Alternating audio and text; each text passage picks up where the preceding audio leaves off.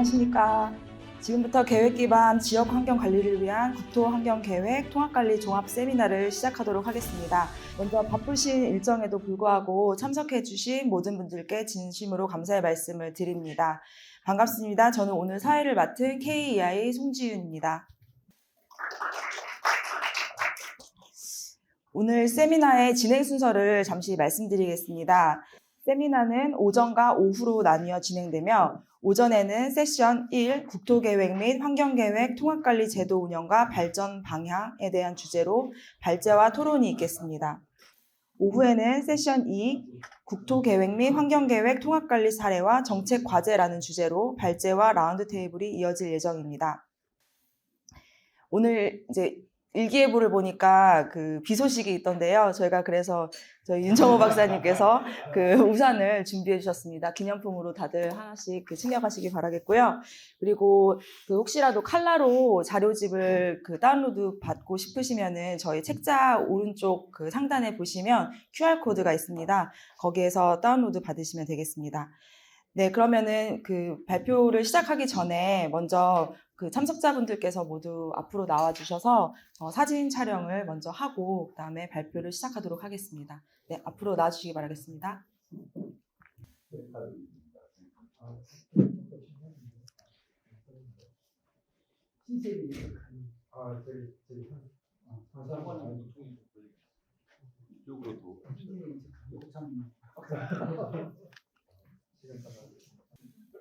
네, 이제 주제 발표를 시작하겠습니다. 주제 발표는 세션 1 주제인 국토계획 및 환경계획 통합관리 제도 운영과 발전 방향과 관련하여서 한국환경연구원 박창석 환경계획연구실장님께서 국가환경종합계획에서의 통합관리를 위한 주요 방향이라는 주제로 발표해 주시겠습니다. 큰 박수로 맞으시기 바라겠습니다. 예, 국가환경종합계획의 현황과 위상 첫 번째고, 두 번째는 그때 내용을 어떻게 좀 담고 싶었고, 통합관리는 어떤 내용을 좀 담고 싶었는지, 마지막으로, 이 여건 변화가 한 19년에 비해서 지금까지 보면 한 4년, 5년 정도가 좀 바뀌어 나가고 있어서 그런 여건 변화를 좀 얘기를 좀 말씀을 드리고 싶고요. 그 다음에 이제 주요 정책 방향이라 해서 통합관리가 좀 더 실효성 있기 위해서 혹은 이쪽에 계시는 시도의 관계자 담당 공무원분들이 생각하시기에 좀 통합관리가 힘을 받고 나가기 위해서 필요한 것들이 무엇인지를 조금 말씀을 드려보려고 합니다. 네, 현황과 이상인데 잘 아시는 것처럼 국가환경종합계획은 환경 분야 내에서는 환경정책기본법에 따른 범정부의 환경 관련된 최상위 계획이다라고 얘기하고 있고요. 그 다음에 다른 분야나 다른 지역환경계획에 있어서는 기본원칙과 방향을 제시하는 계획이다라고 법상 명시되어 있습니다. 그리고 1987년에 제1차 환경 보존 장기 종합계획이라는 이름으로 처음 수립을 했습니다. 그리고 그때 계획 기간을 보면 한 14년 정도, 15년 정도의 타임라인으로 가지고 좀 만들었다라고 볼 수 있고요. 그때 수립했을 때는 제1차 중기 종합계획이라 해서 15년 정도의 계획이니까 중간에 그럼 어떻게 계획을 진행하도록 하기 위해서 중기계획이라는 5년 단위 액션 플랜을 그 밑에다가 세부에 넣는 작업들이 있었습니다. 그 다음에는 2차가 만들어졌고요. 그 다음에 3차가 만들어졌고, 3차 때는 이름이 바뀌었습니다. 환경보존 장기 종합계획이라는 이름에서 벗어나서 국가환경 종합계획이라는 이름으로 바뀌었고요. 이때는 06년에서 15년이니까 10년차 계획으로 만들었습니다. 그래서 15년에 출발했고 10년 계획으로 중기계획으로 바뀌었다가 그 다음 제4차 국가환경 종합계획에서 20년으로 바뀌게 됩니다. 이거는 그때 13차와 4차 사이에 그때 아시겠지만 정부 내에서 연동제라는 얘기들이 있으면서 계획 간의 수립 시기를 서로 일치시키자라는 논의가 있었고, 그것들이 정리가 되면서 15년에 국가환경 종합계획의 계획 수립 주기를 20년으로 조정하게 됩니다.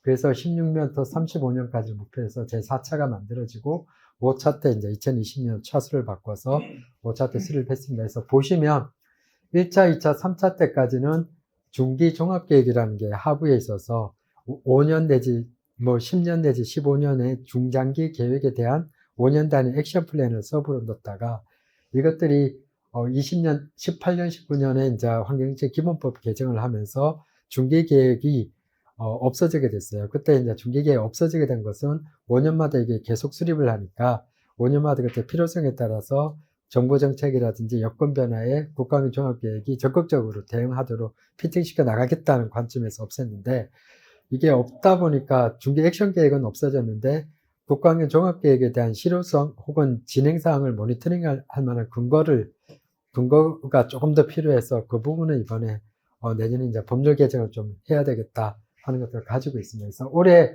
20년부터 24년이니까 수정 계획이 5년마다 할 수 있도록 법상 제정이 되어 있기 때문에 25년을 기준으로 해서 수정 계획에 대한 검토 작업을 지금 저희 연구원에서 하고 있습니다. 그래서 현재 공간적 범위는 잘 아시다시피 법상 되어 있는 것들이고요.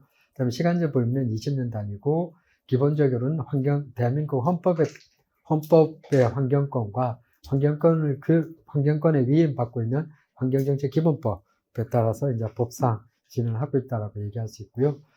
위상과 특징은 결국은 환경재 분야를 다 다루고 있습니다. 여기에는 국토환경이라는 부분도 있고 자연환경도 있고요. 수질, 수생태, 하천 관리 혹은 기후변화 혹은 뭐 토양이라든지 뭐 그런 걸 기술이라든지 다 포함해서 환경에 대한 재 분야를 다루고 있고요. 최근에 이제 16년도에 법률 개정이 일어나면서 환경정의라고 하는 것들도 별도로 다루도록 되어 있어서 환경, 경제, 사회에 대한 재 분야를 다룰 수 있도록 강화가 됐다라고 있고요. 그리고 두 번째는 국토 종합계획과의 통합관리를 좀 추진하도록 하는 종합계획적 성격을 가지고 있다라고 볼 수 있고요.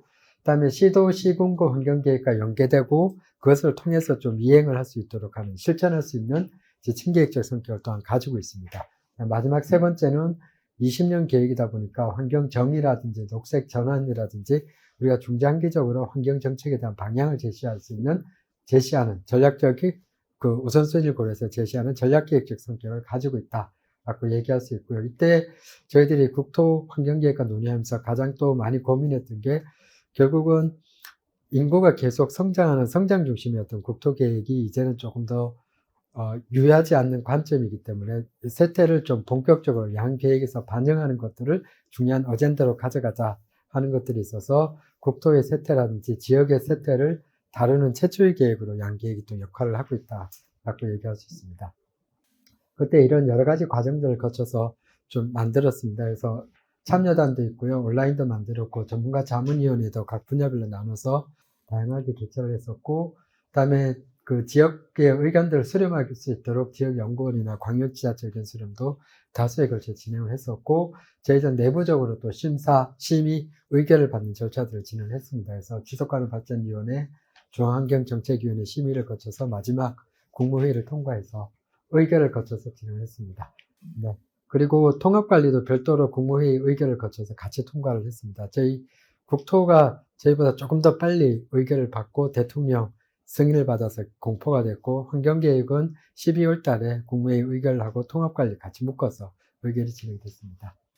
그때 5차 때는 크게 기존에 이렇게 세 가지였습니다. 그래서 한반도의 생태 용량을 이제는 계속 줄어드는 것을 전반적인 기준을 플러스로 좀 바꾸는 새로운 변화가 좀 필요하다는 얘기 있었고 환경정의나 경제적 건강성을 높이고 그다음에 안전이나 위험에 대한 부분들이 계속 높아지기 때문에 그런 부분들을 우리가 다루어 나가는 것도 필요하고 이런 것들을 하기 위해서는 좀 환경을 좀 배려할 수 있는 사회적인 문화라든지 사회적 시스템 혹은 투자라고 얘기하는 재정에 대한 적극적인 투자, 유인, 확대 같은 것들이 필요하다고 얘기하고 있습니다. 뭐 잘 아시는 비전 목표 7개 이제 정의였고요. 그게 녹색, 행복, 스마트라는 세 가지 키워드 목표를 가지고 7개 전략을 좀 만들었습니다.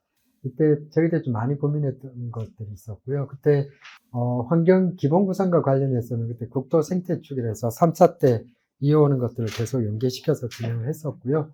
다만 이제 저희들이 생태축 단절 구간을 가능한 많이 연결해서 전국토의 32,000km 제곱, 32,000km에 해당되는 생태축의 연결을 2040년까지 목표로 하겠다라는 것들도 같이 제시했습니다.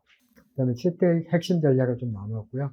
권역별로는 크게 6개 권역으로 나누어 가지고 각 권역이 가지고 있는 고유한 특성이라든지 여건, 현황을 토대로 해서 이 권역들이 어떤 방향으로 발전을 해야 되는지 하는 것에 대해서 좀 의견을 지역연구원 그리고 지역에 계시는 그 우리 시도 담당 공무원 여러분들의 의견을 좀 수렴해서 만들었습니다. 그래서 한강이 가진 특성을 고려해서 이런 부분들이 필요하고, 예를 들어서 한라제주권도 이런 특성이 있어서 이런 게 필요하다라는 얘기들을 했었고요. 그런 것도 하면서 저희들 크게 한 3가지의 중요한 포인트를 했습니다. 그래서 그때는 5차 때 고민했던 건 결국은 생태계 서비스를 계속 보존하거나 혹은 복원하거나 혹은 생태계 서비스를 활용하는 것들을 좀 촉진할 수 있는 것들이 좀 필요하겠다 해서 생태계 서비스 구역을 넣거나 미래의 위험에 좀 대응할 수 있는 것들을 좀 포인트해서 미래 위험에 적극적으로 대응할 수 있는 것을 지정해 주거나 혹은 대기나 수질 같은 환경 오염이 좀 높은 지역들을 좀 적극적으로 정부나 지방정부가 대응해서 환경에 대한 질을 개선하는 것들을 좀 포인트를 잡아가지고 이렇게 보시면 동그라미로 표시되어 있는 부분들이 그런 것들을 표현한 위치다라고 봐주시면 될 것 같습니다. 이거는 지역에 대한 의견도 수렴하지만 국가 전체적으로 동일한 데이터와 가치, 판단의 근거를 가지고 어디가 조금 더 국가적으로 좀 더 필요한지 하는 것에 대한 것들을 표시했다고 봐주시면 될 것 같고, 이건 지역의 수용성이라든지 지역의 가치가 반영되면 그것에 대한 우선순위는 혹은 범위는 약간의 조정은 있지만 전체 틀은 이렇다라고 봐주시면 좋을 것 같습니다. 그때 이제 그 국무회의를 통과한 5개 전략이 있습니다. 그래서 5개 전략은 아까 말씀드린 3단계에서 만들어서 전체적인 기본구상은 국토종합계획과 국가환경종합계획의 미래비전을 통합해서 결국은 기본구상은 이렇게 가자라는 형태의 미래 비전을 좀 만들어 그때 5가지의 그 전략을 만들었습니다. 그래서 첫 번째 저희들이 얘기한 건 결국은 인구 감소 시대에 대해서 국토가 좀 탄력적으로 대응할 수 있는 시스템이 이제는 필요하다. 그런데 어떻게 만들 건지에 대한 논의가 있었고요. 두 번째는 결국은 지금까지 우리가 훼손되거나 단절되어 왔던 공간을 다시 치유하고 복원하는, 그래서 다시 연결성을 강화할 수 있도록 국토를 좀 체계적으로 관리를 해야 되겠다 하는 형태로 2가지. 세 번째는 이제 저탄소나 기후위기가 더 이상 피해갈 수 없고 글로벌 어젠다지만 결국은 국가 어젠다이기도 하고 국토 어젠다이기도 한 것들을 우리가 받아서 탄소 중립과 기후위기 대응을 좀 적극적으로 하자. 마지막은 결국 스마트 기술 같은 기술에 대한 부분들이 굉장히 빠르게 진행되고 있기 때문에 그것들을 환경 관리라든지 혹은 국토에 있어서의 어떤 재생에 좀 적극적으로 수용해서 새로운 혁신이나 창의적 모델을 만들자. 그래서 스마트 인프라나 신산업 기반 같은 것들도 만들자라는 얘기했었고, 마지막은 남북 협력이나 글로벌 이상을 좀 높여나가는 것들 좀 가져가자라는 얘기가 있었습니다. 이렇게 해서 이제 5개의 전략을 만들었는데 이 전략에 대한 실행이 사실은 없어요. 실행을 그때는 이제 그 전략에 대한 실행을 계획에서 시도 계획, 시군구 계획으로 하위를 떨어뜨리고 그다음에 시범 사업을 하거나 지표를 좀 만드는 부분을 국토부나 환경부가 협의해서 진행한다 정도로 마무리가 됐는데요. 그 뒤로의 구체적인 액션 플랜은 사실은 많이 없었다 하는 부분들을 지금 생각하니까 좀 아쉬운 부분이 되겠습니다. 네. 네, 이렇고요. 그래서 그때 이제 이행을 그럼 어떻게 관리할 건가에 대해서의 고민은 사실은 국가 전체적인 계획은 이행 관리 모니터링이라는 시스템을 둬가지고 어떤 지역의 환경의 질이 조금 더 나빠지는지, 어떤 지역이 급격한 개발 사업 때문에 탄소에 대한 배출량이 급격하게 높아지는지를 모니터링해서 그 지역이 좀 체계적인 환경 관리가 되도록, 개발 관리와 환경 관리가 되도록 하는 모니터링 시스템을 국가 전체적으로 구축하자 하는 게 있었고요. 이건 국가 전체적으로 이제 상호 보안 모니터링 체계를 좀 만들자라는 얘기가 있었고, 두 번째는 이 국가 전체적인 것 외에도 이제 국가 통합관리 방향이라고 해서 통합관리 전략과 지침, 지표를 만들어서 그것들을 시도, 시군구의 계획이나 사업 단위까지 떨어뜨릴 수 있도록 해보자 라는 얘기 했습니다. 그래서 통합관리 전략은 아까 보셨던 5개 전략이 되겠고요. 그 다음에 그때 지침과 지표에 대해서는 지침은 아마 이제 통합관리 매뉴얼이라든지 관련된 지침, 훈령에 관련된 지침으로 돼 있고, 지표는 그때 이제 저희들이 여러 가지 안을 좀 제안을 했었지만, 국토부와 협의 과정에서 국가 전체적으로 정하는 것은 약간, 그죠. 일률적인 면이 있으니까 시도에서 좀 통합관리하는 과정에서 좀 지표를 만들어서 진행하는 것이 좋겠다 정도로 협의가 돼서 이것들이 반영돼서 시도 통합관리 지표와 계획 간에 있어서 연계성을 좀 만들고, 그런 것들을 이제 양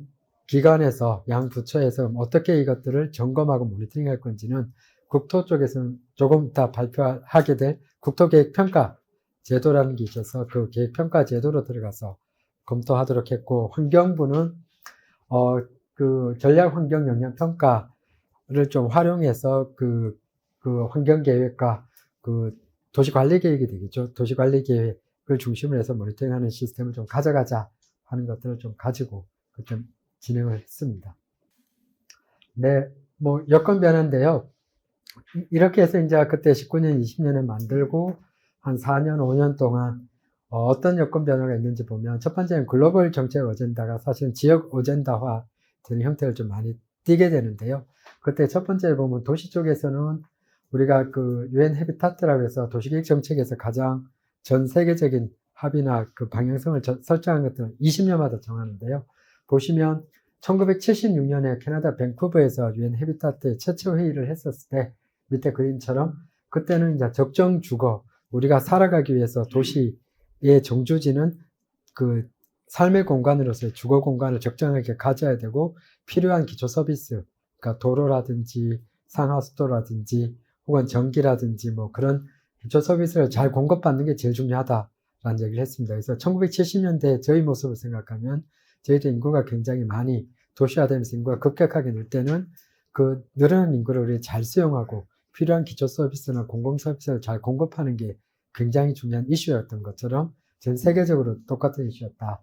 그 다음에 두 번째, 1920년이 지난 96년에 나온 이스탄불에서의 두 번째 회의에서는 인간 정주와 주거권 모두를 위한 적정한 주거라고 해서 포용의 개념이 들어가게 됩니다. 그래서 굉장히 노후화된 주거나 슬럼된 주거지에도 필요한 주거 공간 혹은 주거에 대한 권리들을 충분히 보장해주자 하는 개념들이 들어갔었고, 그 다음 20년이 지난 다음에는 지속 가능성과 포용성이라는 개념이 도시 계획 내에서 많이 들어가게 됩니다. 그래서 지속 가능성과 포용성 모두를 위한 도시라는 개념이 들어오면서 SDG에 관련된 것들이 많이 들어갔어요. 그래서 공간 불평등을 해소하자.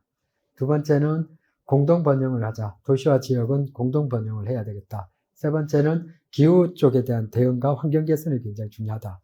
네 번째는 도시 위기의 예방과 대응입니다. 이건 재난재해라든지 폭염이라든지 각종 여러 가지 위험에 대해서 우리가 적극적으로 대응을 해야 되겠다라는 얘기를 하고 있습니다. 그래서 앞으로의 20년은 잘 모르지만 전반적인 흐름은 결국은 삶의 공간으로서의 적절한 주거의 권리, 주거 공간, 포용에 대한 개념, 그 다음에 환경, 탄소에 대한 개념, 지속 가능성을 가져가면서, 그렇지만 도시가 가지는 가치로서의 인간의 인류 문명으로서의 번영에 대한 가치는 같이 가지고 있다.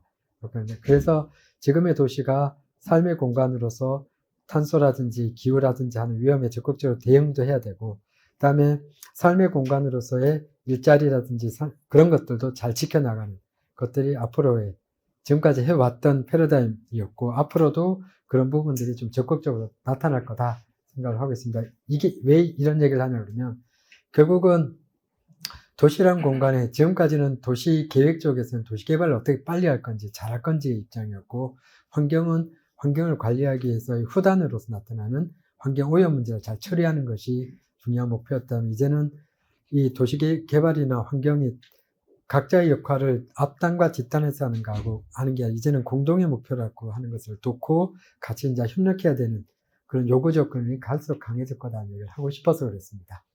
그래서 기후 리스크는 굉장히 심해질 거다. 앞으로 우리는 기후환경, 기후변화의 리스크에 대한 대응하지 못하면 국가나 글로벌 전체 내에서 리스크가 굉장히 심해지고 지역에서도 그것들이 이제 높아질 거다는 얘기를 하고 있고요. 생물 다양성이 글로벌 리스크에 굉장히 높아지기 때문에 생물 다양성에 좀 대응할 수 있는 것들을 이제 각 국가에 요구하게 되고, 국가는 다시 지역에 실천 계획을 요구하게 되고, 그런 실천 계획은 환경 계획이라든지 도시 계획에 일정 정도 영향을 줄 수밖에 없을 것이다 라는 얘기를 하고 있고요. 생물 다양성 손실에 대한 통합적 조치가 나오면서 잘 아시는 것처럼 복원이라든지, 일단 목표로 나온 건 2030년까지 훼손 지역의 30%는 복원하자.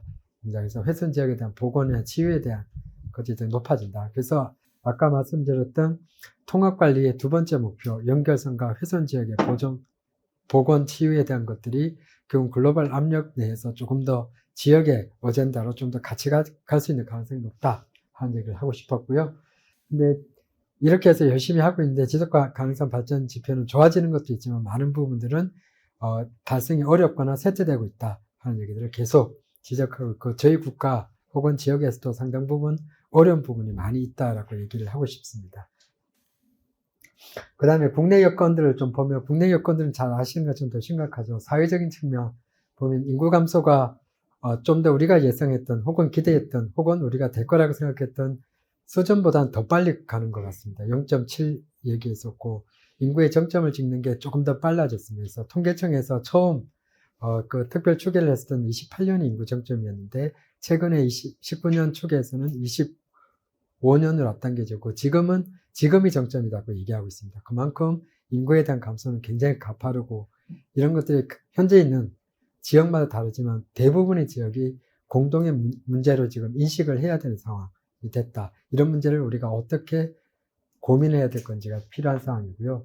그다음에 경제성장 둔화와 경제구조의 질적 변화를 요구하는 것도 굉장히 심해지고 있고요. 소멸위험 지역은 잘 아시는 것처럼 시군구의 관점에서 보면 절반이 이제 소멸위험 지역에 이미 올라섰다라고 볼 수 있습니다. 이미 이제 위험한 지역에 올라섰고 이게 더 심화되는 추세가 좀 높아지고 있고요.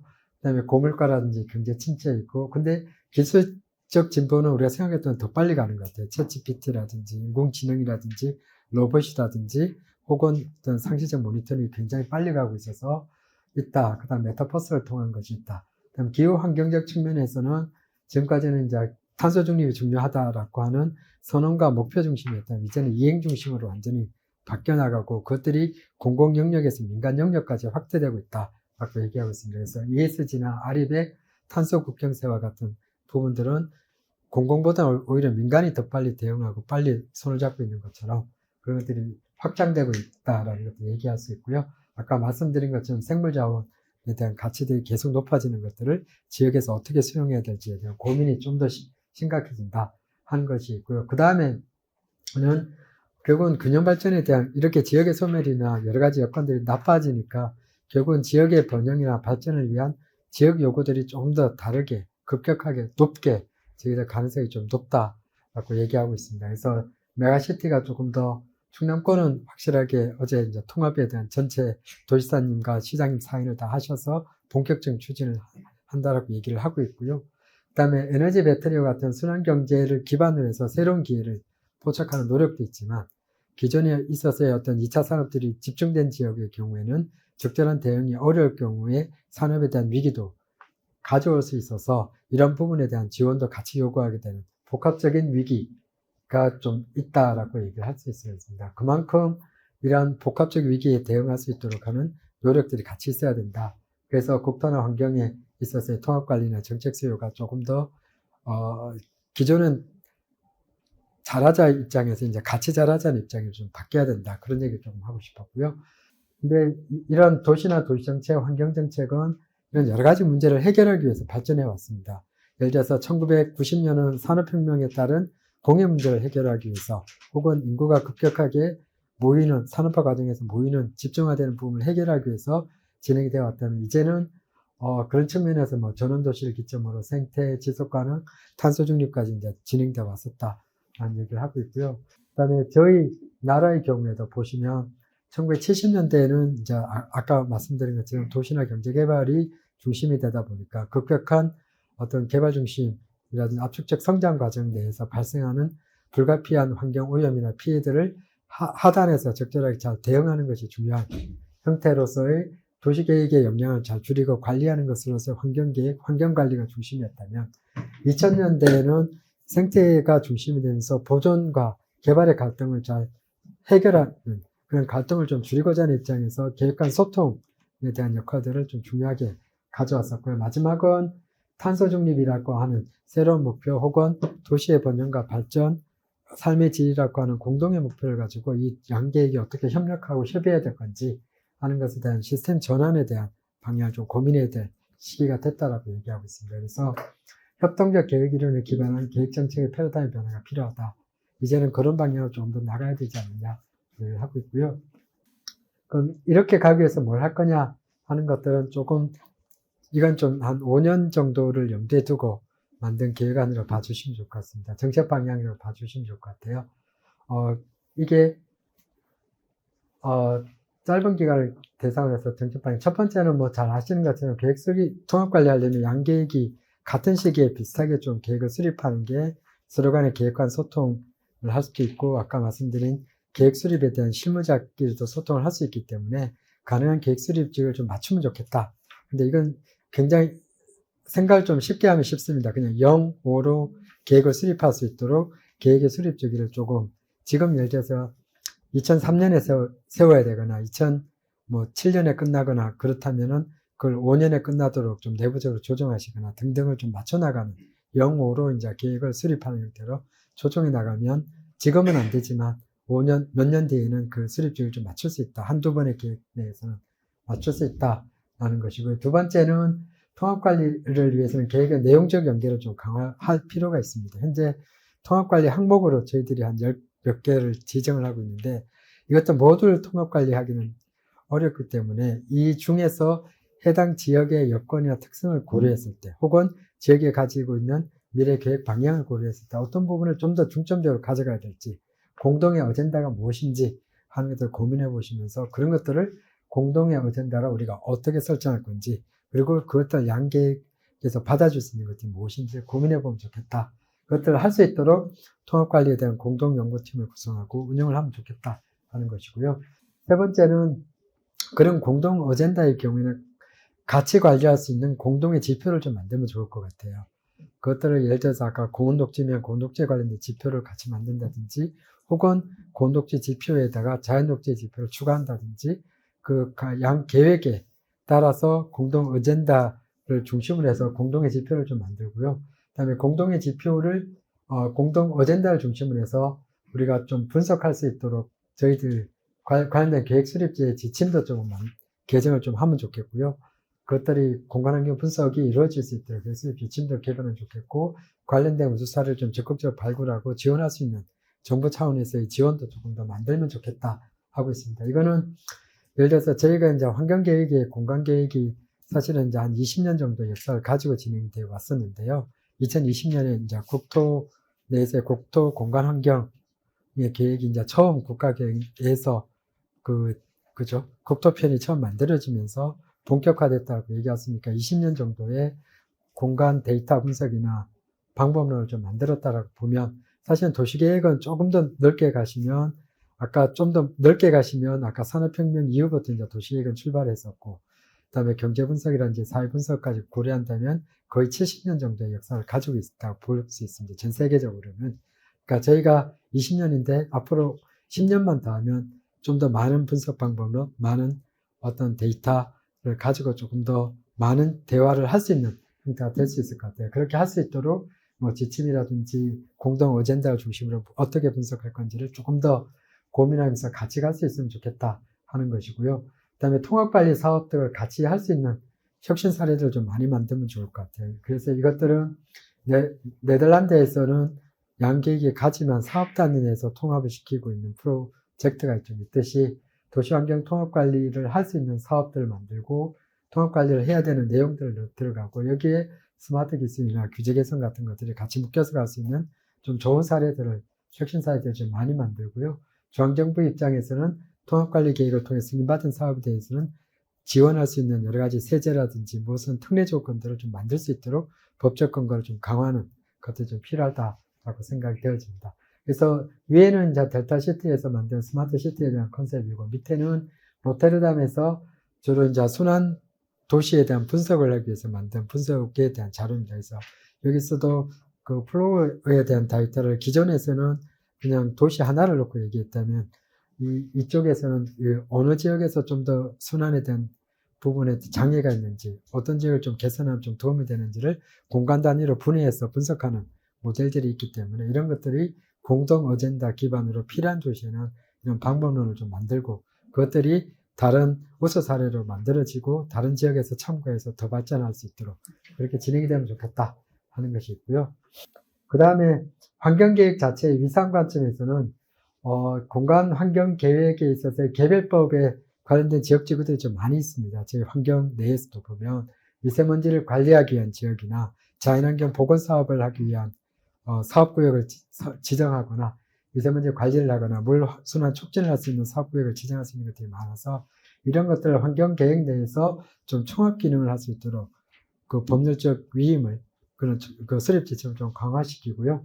그 다음에 공간환경 계획에 대한 특성화 전략과 이행기를 강화할 수 있도록 하면 좋겠다 하는 것들이 있고요. 마지막은 아까 얘기한 환경계획과 영향평가, 전략영향평가의 연계성 검토가 지금은 조금 느슨합니다. 그 부분들 좀 의무 수준까지 올려가지고 강하게 가져갔으면 좋겠다 하는 것이고요. 아까 말씀드린 10주, 그 환경책 기본법 10축조 2에 따라서 현재 이제 정비 타당성 검토를 하고 있고요. 내년에 저희들 수정 계획에 대한 부분들도 본격적으로 진행을 할 것 같습니다. 그때 아까 보셨던 그 권역별 계획에 대해서도 조금 더 보완하거나 새로운 어젠다를 많이 넣으려고 계획을 세우고 있습니다. 그래서 그런 부분들도 내년에 좀 하게 될 때 좀 많이 좀 의견을 주시면 좋겠고요. 현재는 그 기초연구를 수행하고 있고 제도 정비나 통합관리 실효성을 높이기 위한 정책 방향에 대한 의견들을 좀 많이 모아서 내년에 관련된 어젠다로 많이 세팅을 좀 해볼 계획을 가지고 있습니다. 이상으로 발표를 마치겠습니다. 감사합니다. 네, 좋은 발표 감사드립니다. 그 국가환경 종합계획의 주요 내용, 그리고 그 통합관리를 위한, 그 통합관리의 실효성 제고를 위한 주요한 정책 방향을 설명해 주셨는데요. 그 다음으로 저희 국토연구원 홍사은 박사님께서는 이제 국토계획 부문에서 어떻게 환경계획을 고려할지를 환경계획을 고려한 국토계획평가를 주제로 발표해 주시겠습니다. 큰 박수로 맞아주시기 바라겠습니다. 네, 방금 소개받은 국토연구원 홍사은입니다. 저는 이제 환경계획을 고려한 국토계획 평가라는 것들에 대해 설명을 드릴 텐데, 이 중에 뭐 이제 일부는 국토계획 평가를 아시는 분들도 있으실 것이고, 일부는 잘 모르시는 분들이 있기 때문에 국토계획 평가가 뭔지에 대해서 좀 더 중간에 설명을 드리면서 발표를 진행할 예정이고요. 사실 저는 이제 환경을 연구하는 사람이 아니라 국토계획을 수립하고 국토를 연구하는 사람이다 보니까 사실 약간의 이제 환경에 대한 시각이 여기에 계신 환경 전문가하고는 좀 다를 수 있습니다. 그럼에도 불구하고 사실 적극적으로 환경에 대한 사항들을 국토계획에 반영하려면 사실은 국토계획 평가는 좀 간접적이고 곁다리적인 수단일 수밖에 없는 거죠.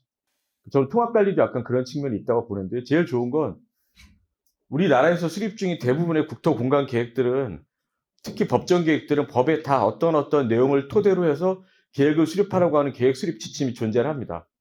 그 계획 수립 지침에 강력한 환경에 대한 사항들을 담을 경우에는 사실 자연스럽게 환경계획이 반영된 국토공간계획이 수립이 될 수 있죠. 굳이 통합관리를 하지 않더라도. 근데 이제 그거는 연구자들의 영역은 아닌 것 같고요. 사실은 환경부와의 국토부와의 관계일 수도 있고 여러 가지 협의의 결과일 수도 있는데, 얼마 전에 제가 다른 회의하고 여기 환경부에 오신 사무관님이랑 얘기해보니까 수립 지침을 다루고 있는 도시정책관은 환경부의 얘기를 들으려고 하지 않는다고 그러더라고요. 그게 되게 본인들의 고유의 권한이라고 생각을 하는 것 같아요. 근데 이제 그나마 그거보다 약간 좀 톤다운이 되어 있고 직접적인 수단은 아니지만 국토계획 평가 같은 경우에는 약간은 더 열려 있는 것이 사실입니다.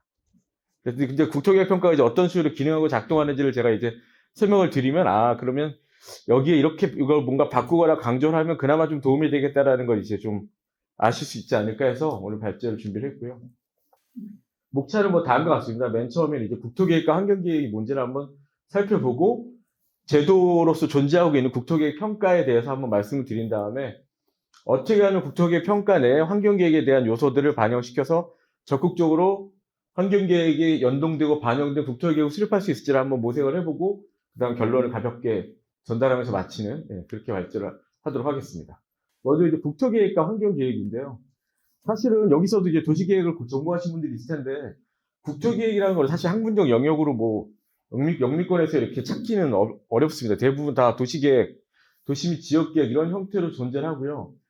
우리나라에서 이게 저희 연구원 자체도 국토연구원이고, 그러니까 국토계획이라는 말이 막 쓰이고 있는 것 같아요. 좀 사실 저는 좀 개인적으로는 좀 전체주의적인 느낌이 있어가지고, 특히 이제 우리나라와 또 우리나라의 법제도에 영향을 미친, 사실 일본에서 국토계획이라는 말을 쓰고 거기에 똑같이 국토총합계획이라고 하죠. 거기 국토종합계획이 지니는 위상이 여전히 있고 그렇게 존재를 하고 있습니다. 그래서 국토종합계획이 가장 최상의 공간계획을 우리나라에서 여전히 이제 법적 지위도 갖고 있고 그렇게 되어 있는데, 이제 제가 다른 그 어떤 정의보다 이렇게 딱 학회에서 만든 교과서에 보면 이렇게 되어 있습니다. 보면은 이걸 제가 소개해드린 이유가 국토를 대상으로 주어진 목표를 달성하기 위하여 필요한 대안들을 나열한 것이 국토계획이고, 계획의 공간적 범위는 뭐 주권에 영향을 미치는 영토, 국토가 되겠죠. 그리고 계획을 주도하는 주체는 국가, 그리고 계획의 목표는 국민의 복지를 증진시키고 토지 이용의 효율성을 높이는 것이라 되어 있는데 사실 여기서 굳이 억지로 환경에 대한 요소를 찾자면 사실 복지를 증진시키는 것 그리고 아주 적극적으로 환경에 대한 배려가 토지 이용의 효율성에 긍정적이라고까지 주장할 수 있다면 이제 그 정도 수준에서 정도의 연결이 될 수 있을 것 같아요. 그러니까 실제로 여전히 국토 계획이라는 건 토지 이용의 가치를 높이는 거거든요. 그러니까 사실 환경적 배려가 우선하지는 않습니다. 그런 근본적인 차이가 있기 때문에 연동을 하든 뭘 하든 간에 사실은 그게 결국에는 어떤 벽이 있거나 실질적으로 부딪히는 한계가 있을 것 같아요. 특히 이제 행정부에서 일하시는 공무원분들 같은 경우에는 어쨌든 국토부는 개발하는 게 우선이거든요. 거기서 뭔가를 프로세스를 만들어내는 게 우선이고 환경을 지키는 게 우선이기 때문에 그런 측면의 차이가 있는데 그럼에도 불구하고 그걸 뛰어넘어서 이제 최상의 계획부터 맞춰보자고 해서 통합관리가 시작이 됐고 그게 추진이 되고 있지만 여전히 아주 구체적이고 실체적으로 그것들이 막 진행되거나 무슨 프로세스 같은 건 있지만 그 계획이 확 다 전환되거나 바뀌진 않고 있다는 거죠. 그래서 이제 그것들을 하기 위해서 국토계획 평가를 활용해보자 이렇게 된 거고요. 아까 박창석 박사님이 이제 뭐 도시계획은 더 역사도 깊고 이렇다고 말씀하셨는데 저는 뭐 그런 것도 있지만 그거보다 사실 되게 기계적이고 공학적으로 접근이 가능합니다. 특히 이제 공간계획은. 왜냐하면 국토계획은 국토 전체를 다루니까 가장 최상이고요. 그 다음에 도가 있고 밑에 시군이 있는 거예요, 이렇게. 그러니까 되게 좀 기술적으로 따뜻하게 있어서 국토계획에서 이걸 하고 이걸 다 따라 해야 돼 그러면 이제 다 따라하게끔 될 수가 있는 거죠. 그래서 좀 뭔가 하나가 위에서 되게 많이 바뀌고 지침이 세게 나오면 사실은 그게 다 따라갈 수밖에 없습니다. 근데 다만 아쉬운 점은 지역적 특성들이 되게 많이 상이하고 존재함에도 불구하고 또 이 안에서 그게 뭉개지고 천편일적인 계획이 수립되고 있다는 한계도 존재를 합니다. 그러니까 저는 통합관리를 하고 환경계획의 요소를 강력하게 반영한다고 하더라도 지금도 있어요. 도시군 기본계획 보면 환경에 대한 요소가. 이미 다 저탄소 세우고 그걸 탄소 중립 바꿔 세우고 원래도 부분별 계획에 환경이 존재하거든요. 근데 어느 정도로 세우냐면은 제가 이거 참 농담만 진담만 슬픈 얘기긴 한데 제가 국토계획 평가를 담당한 지가 2019년부터 만으로 거의 5년이 다 돼가거든요. 저희가 계획안이 오면은 계획안에 대해서 검토를 되게 치밀하게 합니다. 근데 어떤 경우가 있었냐면요. 군포시 기본계획이에요. 군포시 기본계획인데 수원의 그 용역업체가 인근에 있는 수원이 비슷하잖아요. 수원의 도시기본계획의 환경 부분, 특히나 이제 그 부분별 계획에 있는 교통, 환경 이런 것들을 갖다가 싹 다 붙이고 바꾼 거예요, 단어만. 그래서 한꺼번에 수원이란 말을 군포로 바꾸다 보니까 탄소 흡수원이 있잖아요. 탄소 흡 군포로 바꿨어요. 그래가지고, 근데 그거 저희가 계획에 400~500페이지 되지 않습니까? 근데 7명의 박사들이 파트별로 나눠서 진짜 다 보거든요, 라인 바이 라인으로. 교통하시는 분들은 더 이상해갖고, 이것도 봐요. 키로수 틀린 것도 막, 소수점까지. 근데 흑군포가 된 거예요, 진짜로. 근데 그 용역 업체들은 보통 몇 억씩 받고 계획을 세웁니다. 근데 실제 현황이 그렇게 부분별 계획으로 탄소 중립을 세우고 통합 관리를 하더라도 들어가는 내용은 그렇게 똑같다는 얘기니까. 네. 그리고 저는 되게 그게 이제 가슴이 아프기 때문에 사실 실질적으로 변화를 가져오고 이렇게 하려면 국토계획 평가도 아니고요. 지침에서 좀 더 구체적인 사항을 디테일하게 박아주는 게 최고예요, 사실은. 네. 근데 이제 여전히 그런 한계가 있다, 이렇게 말씀을 드리고, 어쨌든 이런 구조를 통해서 하기 때문에 좀 기계적이긴 하지만 뭐 하나를 변화시키면 따다다다닥 다 이제 변화를 하거나 신용은 낸다, 이제 그렇게 말씀드릴 수 있을 것 같고요. 국토종합계획은 이런 내용들을 포함하도록 되어 있습니다. 그래도 다행히도 여기 보면 몇 가지의 특히나 환경적 요소들이 당연히 들어가 있습니다. 이건 뭐 통합관리 이전부터 이런 것들이 있었기 때문에 이것들을 배려해서 이제 계획을 세우고 있지만 사실은 그 국가 환경계획도 그렇고 국토종합계획도 그렇고 추상적이다. 다 좋은 얘기만 쓰여져 있습니다. 거기 무슨 나쁜 얘기 뭐가 있고 보면은 통합관리 이미 좀 통합적인 내용이에요. 다 추상적이고 좋은 얘기니까. 그러니까 저는 이제 이거는 이렇게 이론이나 추상적인 개념으로 그치는 거고 제가 개인적으로 관심이 있는 건 도시군 기본계획이나 관리계획에서 얼마나 서로 이걸 맞추면서 가냐는. 사실 오늘 오후가 훨씬 더 재밌을 것 같아요. 제가 실제로 이번에 컨설팅 하거나 이때 가보면 일부는 정말 환경계획에 대한 요소랑 이런 것들을 가지고 토지이용 계획을 변화시킨 사례들도 있습니다. 도로를 꺾기도 하고. 그러니까 저는 그런 작업들이 이제 이루어져야 된다는 거죠. 근데 그러기 위해서는 사실 지침에서 무조건 통합관리의 내용을 준용해야 된다, 따라야 된다, 이렇게 좀 세게 나와야 되는데 그걸 아직은 국토부에서는 받아들이지 못하고 있다. 예. 그런 한계가 있는 것 같고요. 어쨌든 제도적 기반 확충이 몇 가지는 있었습니다. 그러니까 일단 국토기본법에는 아직은 이제 제가 방금 전에 말씀드린 것처럼 추상적인 환경계획의 내용들이 좀 적시는 되고 있고요. 아쉬운 건 탄소 중립 같은 경우에는 거의 뭐 이제 전 국민을 들끓게 하고 있는 아젠다일 수 있는데 그게 아직은 적시되어 있지는 않으니까. 저는 이게 정말 중요하다고 하면 국토기본법에 들어가면 되죠. 그럼 적어도 이 파트만은 좀 더 구체적으로 수립이 될 텐데 하는 아쉬움이 있고, 도시군 기본계획이라든지 일부 개발 지침 같은 데서는 지침을 좀 바꾸긴 했어요. 근데 뭐 탄소 중립이나 특별한 이슈가 있을 때 그 지침을 바꾸는 거고, 솔직히 말씀드리면 워딩을 그냥 바꾸는 겁니다. 예전에 저탄소였던 걸 탄소 중립으로 바꾸고 이 정도 수준이기 때문에 진짜 어떤 환경계획과 연동의 사항들을 적극적으로 반영해라라는 지침은 아직은 반영되어 있지 않다. 이런 문제가 있고요. 그다음 또 하나는 국토계획평가 같은 이제 이런 수단을 통해서 계속 관리도 하고 모든 계획 수립 과정에 좀 끼어들 필요는 있을 것 같아요. 연동하라고 해서. 그래서 이렇게 환경계획 관련된 주요 내용들이 내재화될 수 있도록 강조할 필요가 있겠다. 이 말씀을 드리고요. 그럼 이제 국토계획평가가 뭔지를 설명을 드리면 제가 이걸 매년 하고 있긴 하지만 좀 이상하긴 합니다. 이게. 그러니까 국토계획평가란 말 때문에 뭔가 제3자나 혹은 전문가들이 계획을 평가한다고 볼 수 있는데 제가 설명을 드리겠지만 국토계획평가는 외부에서 평가하는 시스템은 아니거든요. 근데 또 외부에서 검토는 해요. 그러니까 되게 이상합니다. 이게 왜 생겼냐면은 국토관리의 기본 이념이 국토기본법에 있습니다. 그래서 뭐 균형발전, 형평성, 정적인 국토 효율성, 그리고 친환경성 이렇게 세 가지 추상적인 이념이 있는데 이것들이 다 반영이 되고 최상위 계획부터 하위 계획까지 쭉 이 내용을 토대로 해서 정합성을 지닌 계획이 수립되어야 하는데 그게 안 돼 있다고 문제를 지적을 하고 그렇다면 이거를 내재화시키는 작업들을 계획 수립 과정에 만들도록 하자. 그래서 이제 법을 개정을 해서 이른바 국토계획 평가 제도라는 게 도입이 됐습니다. 이 국토계획 평가 제도는 뭐냐면요. 아까 말씀드린 것처럼 수립 단계에서 외부가 아니라 계획 수립권자가 만약에 어떤 A시의 기본계획을 세우는 A 시장이 그리고 거기 공무원들이 실제로 이 상위 계획과 유관 계획 그리고 법을 기초로 해서 아 우리 계획이 이렇게 정합성을 가져야 되겠다 하고 스스로를 계속 이렇게 진단하면서 계획을 수립해 나가는 그렇게 도와주는 제도라고 할 수 있습니다. 그러니까 제가 흔히 비유로 얘기할 때 국토계획 평가 제도는 거울이라고 그러거든요. 화장할 때 쓰는 거울. 그러니까 외부에서 거울을 들고 있는 게 아니라 본인들이 거울을 보면서 계속 화장을 고치는 거죠. 그래서 이 성격이 4가지 정도가 나와 있는데 사전적 평가 그러니까 계획 수립 이후에 계획의 결과나 혹은 영향을 평가하는 건 아닙니다. 계획 수립 과정 가운데 이게 어떤 식으로 될지를 사전적으로 평가하는 거고요. 자체 평가라는 건 아까 말씀드린 것처럼 제3자가 평가하는 게 아니라 계획을 수립하는 스스로가 평가를 하면서 계획을 고쳐 나가는 겁니다. 다만 제3자들은 그 평가가 잘 될 수 있게 도와주는 거죠, 이제.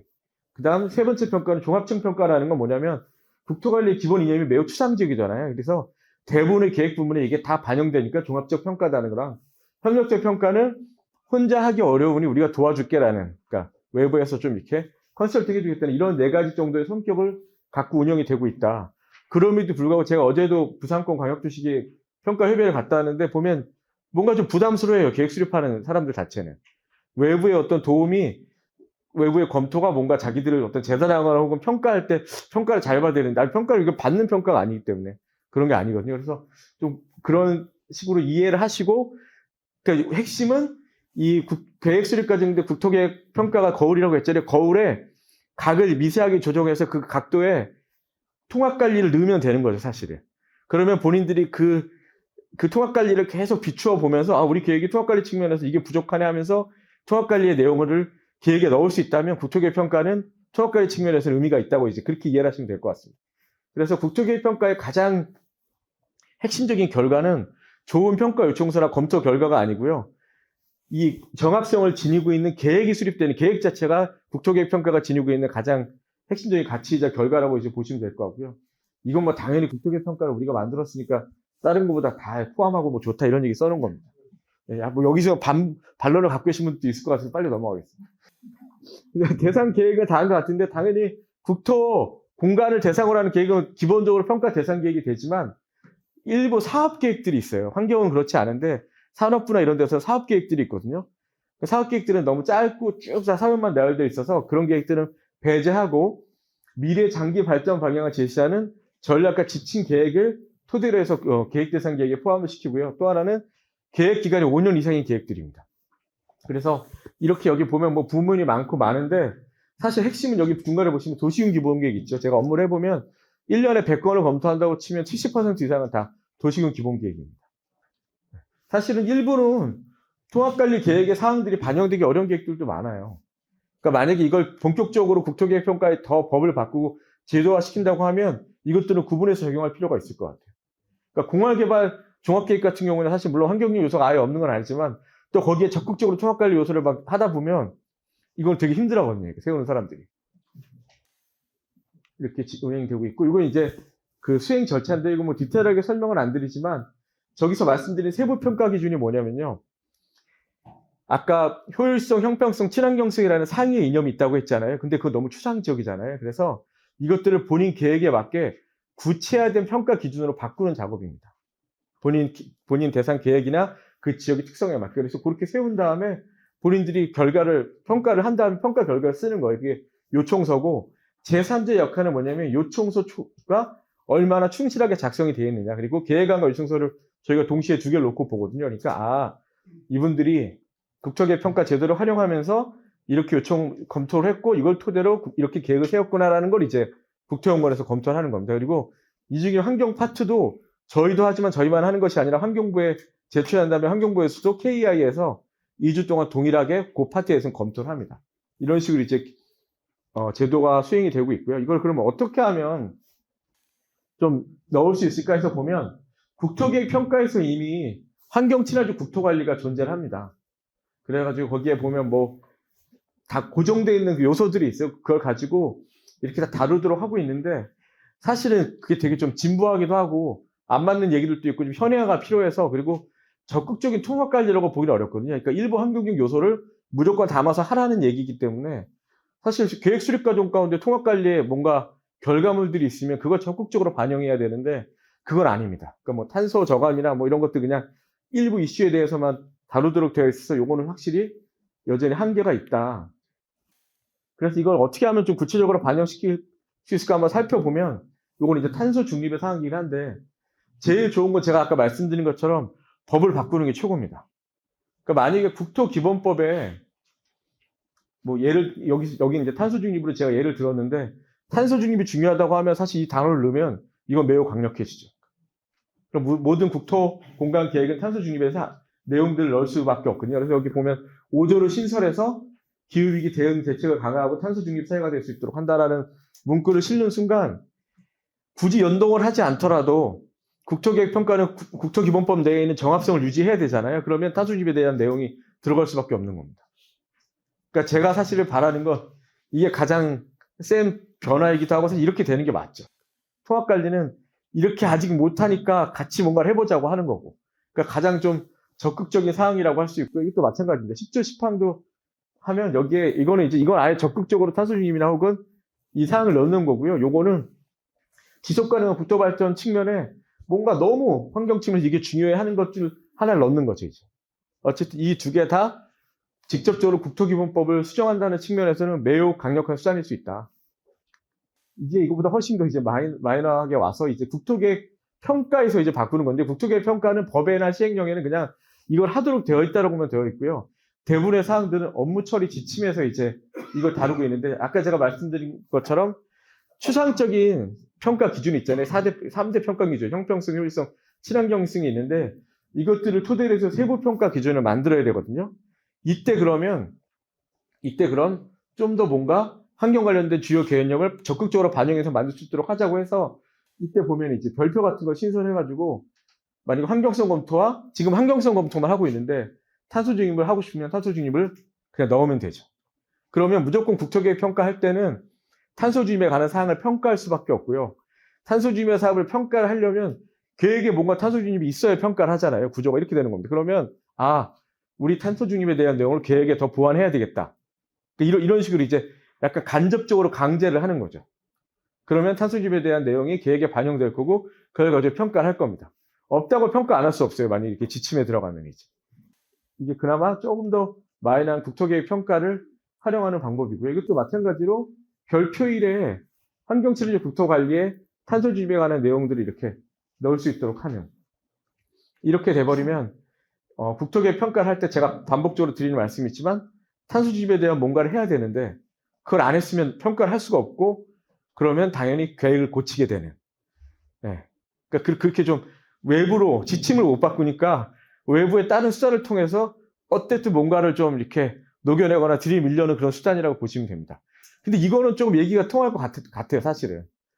그러니까 국토정책, 이걸 담당하고 있는 국토정책과는 그나마 좀 열려 있어요. 그러니까 통합관리만 하느니 이걸 해버리면 조금 더 환경부 입장에서 나을 거예요, 아마. 예.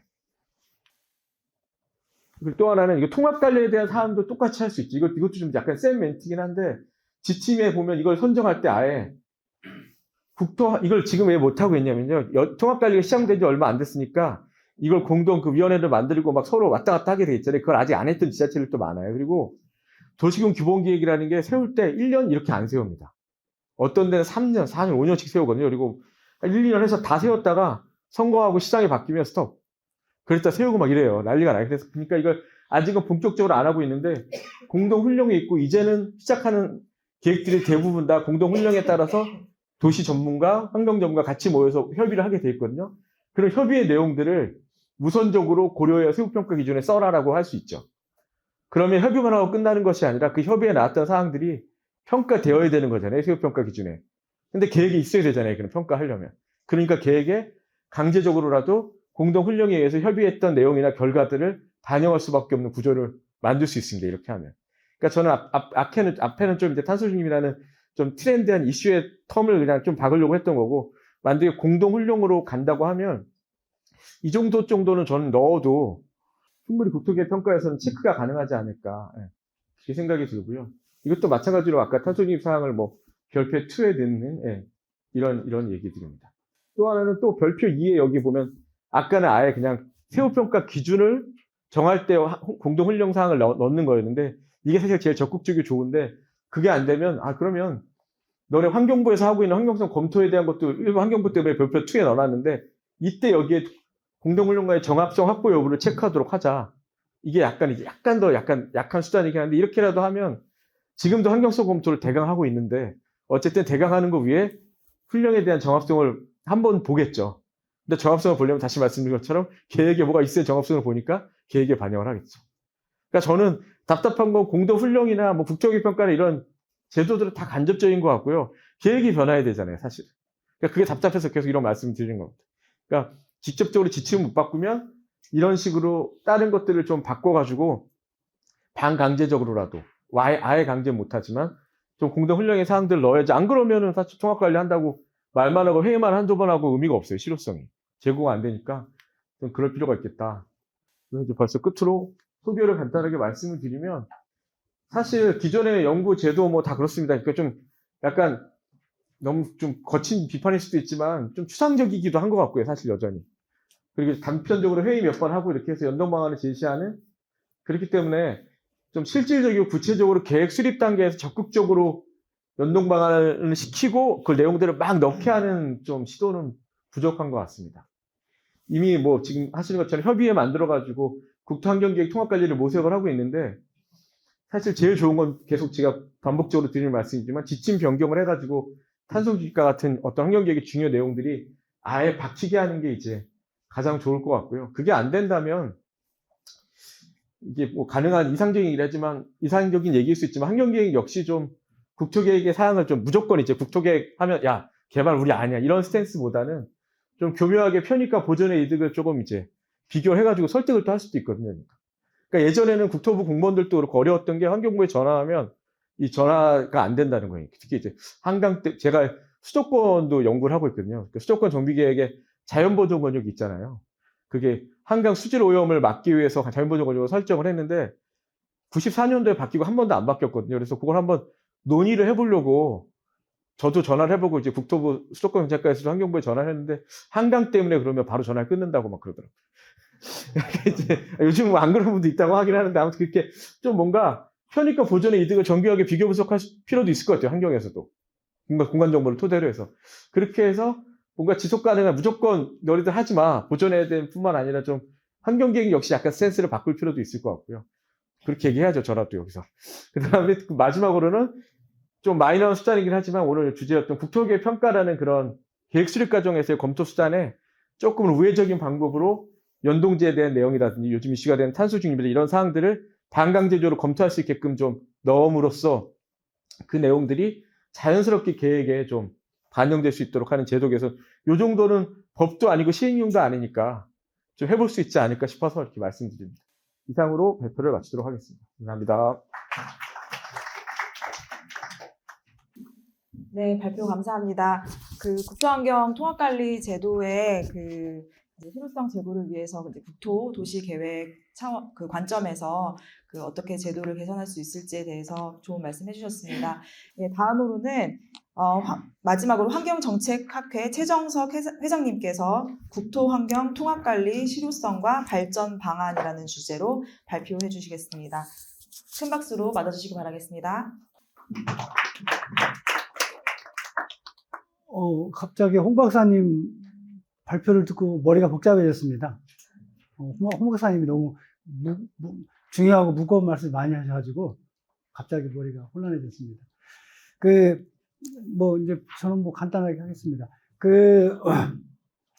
우리 이제 국토 계획하고 환경 계획하고 지금 이제 두 트랙입니다. 그죠? 그래서 국토 종합 계획, 그 다음에 이제 우리 환경 종합 계획 이렇게 나가는데, 실제적으로 탄소 중립 시대에는 3트랙이 돼야 됩니다. 어떻게 하냐면은 국토계획은 이제 그만 이렇게 더 확장을 하고, 환경 쪽은 저는 두 개로 봐야 된다고 그러는데, 좀 아까 박장수 박사님 말씀하셨지만 국가환경계획 그대로 유지하고, 또 한 가지는 국토환경관리계획이라고 하는 국토종합계획, 그 다음에 국가환경종합계획, 그 다음에 국토환경관리계획 3개의 트랙이 하나로 움직여야 된다라고 보여집니다. 왜 그러냐면은 국토계획은 본질이 안 바뀌거든요. 국토계획은 개발이라고 하는 것이 이제 전제가 돼야 되는데, 개발이 이제 확장을 하는 개발이건 줄이는 개발이건, 개발은 개발이건 병행시키는 거거든요. 근데 그건 이제 그 본질이 명확하니까 그대로 있고, 그런데 문제는 환경종합계획이 바뀌어야 되는 시대가 온 겁니다. 그동안 국가환경계획은 여러분 다 아시지만 국가환경종합계획이라는 건 이제 누가 뭐래도 자연 보존을 기본으로 하고, 거기에 우리가 환경계획, 환경이라는 개념을 이렇게 집어넣은 거거든요. 그런데 실제적으로 그것이 이제 바뀌어야 하는 게, 자연환경의 보존이라는 건 영원한 가치니까 그냥 내버려 두고, 그런데 탄소의 시대, 기후변화의 시대에는 실제적으로 또 다른 전략이 필요하거든요. 그렇다면 그 전략은 뭐냐면은, 도시라고 하는 게 탄소중립이나 기후위기 시대에 도시를 빼고 얘기할 수 있나요? 도시가 원인이자 결과인데요. 그렇죠? 그러면은 그거를 국토계획과 1대1 대응 관계를 가지면서 할 수 있는 게 결국 국토환경관리계획이라고 해가지고 3개의 트랙으로 나가야 되는데, 여기 환경부에서 계신지 모르겠지만 환경부에서 또 하나의 이러한 거대한 계획 시스템을 많이 가질 수 있을지 진짜 궁금하고요. 또 법도 바뀌어야 돼요. 하여튼 복잡한 문제가 있는 것 같습니다. 하여튼 세상은 바뀌었다. 세상은 바뀌었는데 우리 국토계획은 잘 모르겠지만 환경종합계획은 아직도 옛날 세상을 지금 살고 있다. 그렇죠? 그런 생각이 듭니다. 그리고 우리가 슬라이드 보기 전에 말씀드린 겁니다. 우리가 이제 국토라고 하는 것은, 국토계획은 굉장히 간단하게 공간이라는 개념이 그냥 탁탁 달라붙어요. 그냥 국토공간, 도시공간. 그런데 환경계획에서 우리가 환경공간이라고 하면 아주 많은 사람들이 환경공간이 뭔데? 규정할 수 없는 걸 가지고 정책화 시키려고 하니까 안 된다는 얘기를 합니다. 특히 우리가 도시관리계획이 있잖아요. 그거와 같이 우리 필지 단위별로 해가지고 이것저것 보면서 우리가 이제 관리할 수 있는, 예를 들어서 도시환경관리계획이라는 것이 이제 만들면 좋은데, 그걸 반대하는 입장은 뭐냐면은, 도시관리계획이라는 거는 공간이 정확하게 드러나는데 환경이라고 하는 걸 어떻게 우리 땅에 그려져 있는 지목에 따라 땅과 1대1 대응을 시키느냐. 환경이라는 거 너희들 공부할 때 규정하기 어렵고 이동하면서 계속 원인과 결과의 장소가 다른데 어떻게 하느냐, 그 문제가 나오거든요. 근데 사실은 이제 환경도 이 탄소중립 시대에는 환경도 공간이 왜 그러냐면은, 공간이 어떻게 구성되어 있느냐, 공간이 어떻게 움직이느냐에 따라서 탄소 배출이 달라지거든요. 우리가 탄소라는 것은 고정된 상태에서 나오는 게 아니고 인간의 활동에 따라서 공간 구성에 따라서 어디 입자냐에 따라서 끊임없이 탄소 배출 양태가 달라지는데 이거를 갖다가 우리가 그 환경 공간 아닌가요? 그것이 바로 이제 그죠? 그래서 오늘날 앞으로 우리 환경 종합계획 뭐 어떤 계획이든지 간에 환경 공간이라는 것은 분명히 존재한다. 근데 우리가 그쪽 연구가 약한 겁니다. 그러니까 우리가 환경 정책 하시는 분, 환경 계획 하시는 분들이 그쪽 연구를 많이 매달려서 했어야 되는데 이제 그쪽이 못하다 보니까 이게 이제 더 이상 진척이 잘 안 되고 과감하게 공간 환경 계획 뭐 이렇게 잘 넣기가 이제 어려운 거라고 생각을 좀 합니다. 지금 현재 그 국토종합계획, 국가환경종합계획 이게 이제 이렇게 서로 이렇게 이제 막 붙으라고 하잖아요. 그렇죠? 서로를 막 이렇게 연계를 하면서 하라고 그러는데 우리 제도적으로는 이제 돼 있습니다. 제도적으로 돼 있는데 한번 여기 실무하시는 분들 보세요. 우리 도시의 각 지역에 환경계획 세우잖아요. 법정 계획으로. 그 다음에 우리 이제 도시계획을 세우잖아요. 그렇죠? 그런